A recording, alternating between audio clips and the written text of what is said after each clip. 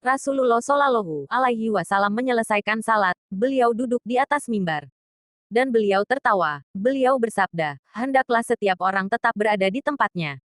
Setelah itu beliau bertanya, tahukah kalian, kenapa aku mengumpulkan kalian? Mereka menjawab, Allah dan Rasulnya lebih tahu. Beliau bersabda, demi Allah, sesungguhnya aku tidak mengumpulkanmu karena harapan atau rasa takut, tapi aku mengumpulkan kalian karena Tamim'at. Dari dulunya orang Nasrani lalu ia datang, berbayat lalu masuk Islam.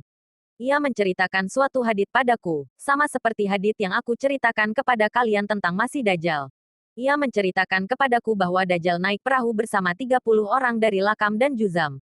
Gelombang mempermainkan mereka di laut selama sebulan lalu mereka menepi ke suatu pulau di lautan hingga matahari tenggelam.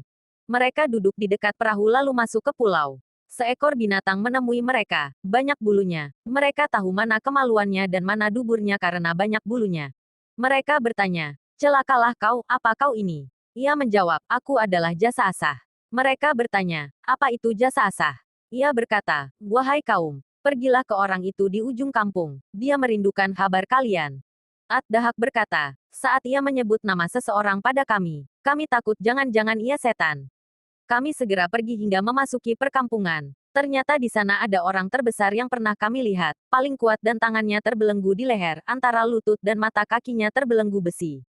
Kami berkata, celakalah kamu, apa kau ini? Ia menjawab, kalian telah mengetahuiku, maka beritahukan siapa kalian. Mereka menjawab, kami dari Arab, kami naik perahu.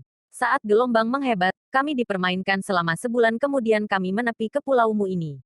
Kami bertanya, celakalah kau, apa kau ini? Ia menjawab, aku adalah jasa asah. Kami bertanya, apa itu jasa asah? Ia berkata, wahai kaum, pergilah ke orang itu di ujung kampung. Dia merindukan kabar kalian. Kami duduk di dekat perahu lalu kami masuk ke pulau. Seekor hewan menemui kami. Bulunya lebat, tidak jelas mana kemaluannya dan mana duburnya karena banyaknya bulu. Lalu kami segera menujumu dan kami takut padanya. Kami tidak aman jangan-jangan ia setan. Kami menjawab, ya. Ia berkata, ingat, ia hampir tidak membuahkan lagi. Ia berkata, beritahukan padaku tentang kurma baisan. Kami bertanya, tentang apanya yang kau tanyakan?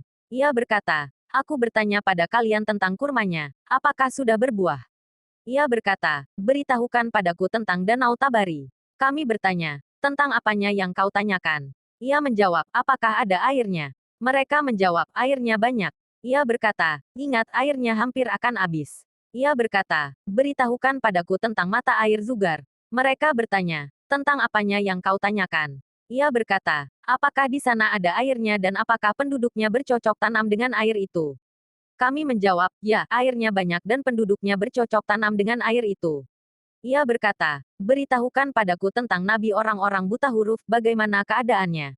Mereka menjawab, ia telah muncul dari Makkah dan tinggal di Yasrib. Ia bertanya, apakah orang-orang Arab memeranginya? Kami menjawab, ya. Ia bertanya, apa yang mereka lakukan terhadapnya? Lalu kami memberitahunya bahwa beliau menang atas bangsa Arab di sebelahnya dan mereka menaatinya.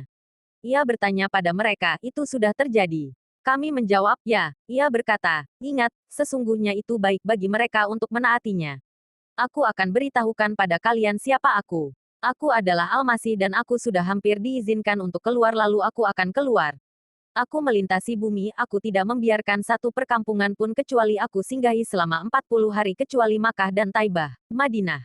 Keduanya diharamkan bagiku. Setiap kali aku hendak memasuki salah satunya, malaikat membawa pedang kuat menghadangku menghalangiku dari tempat itu dan di setiap jalannya terdapat malaikat-malaikat penjaga.